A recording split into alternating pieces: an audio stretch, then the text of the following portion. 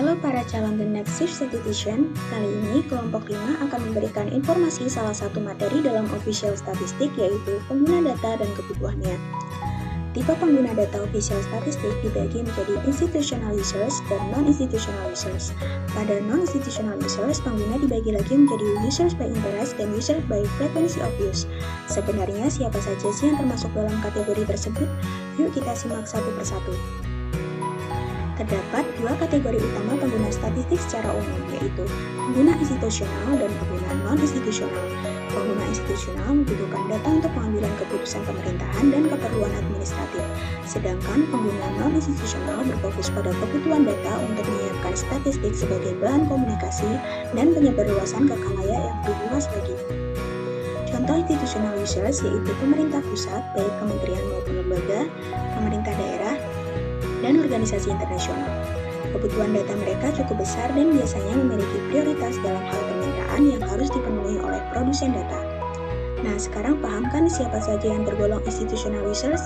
Lalu siapa saja sih yang termasuk non-institutional users?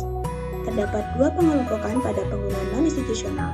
Pengelompokan pertama ada users by interest yang dibagi menjadi users with a general interest seperti jurnalis, pelajar, maupun guru, users with a specific subject or domain interest seperti analis kebijakan, analis pemasaran, maupun para ahli di bidang tertentu, dan users with a research interest seperti akademisi, komunitas ilmiah, dan peneliti pada tingkat universitas. Pengelompokan kedua terdapat users by frequency of use yang dibagi menjadi heavy users, very heavy users, like occasional users, dan non-users yang mungkin menjadi pengguna potensial. Terlepas dari banyaknya tipe pengguna data, terdapat pendekatan yang bisa dilakukan dalam menilai kebutuhan mereka loh.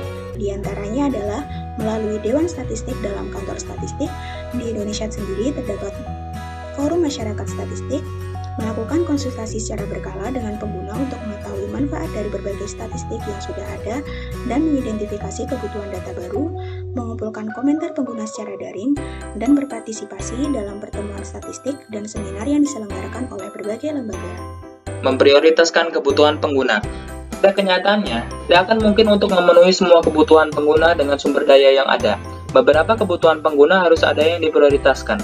Kriteria yang diperlukan untuk memprioritaskan kebutuhan pengguna adalah sebagai berikut.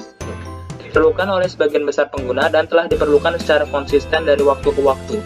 Kebutuhan yang dapat dipenuhi dengan biaya rendah, dapat digabungkan bersama dan dipenuhi dengan mekanisme pengumpulan data tunggal, serta sesuai untuk dipenuhi oleh sistem statistik nasional. Dalam landasan Undang-Undang Nomor 25 Tahun 2009 tentang Pelayanan Publik, setiap penyelenggaraan pelayanan publik memberikan pelayanan yang sesuai dengan kebutuhan dan perubahan di berbagai bidang. Sedangkan hak pengguna adalah memperoleh pelayanan sesuai dengan standar pelayanan serta harapan dan kebutuhan.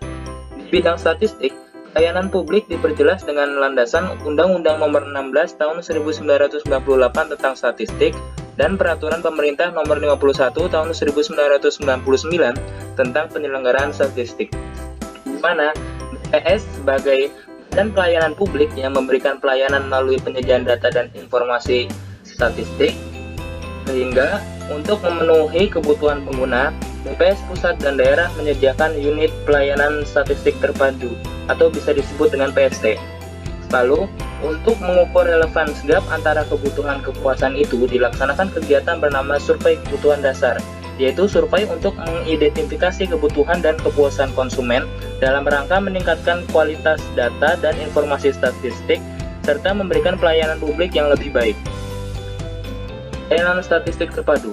Untuk gerbang penyebar luasan data BPS adalah unit pelayanan statistik terpadu atau bisa disebut PST. Pelayanan yang diberikan oleh PST bersifat satu pintu atau one gate service. PST BPS memiliki 6 jenis layanan, yaitu pustaka tercetak, pustaka digital, penjualan publikasi, data mikro, konsultasi statistik, dan rekomendasi kegiatan statistik.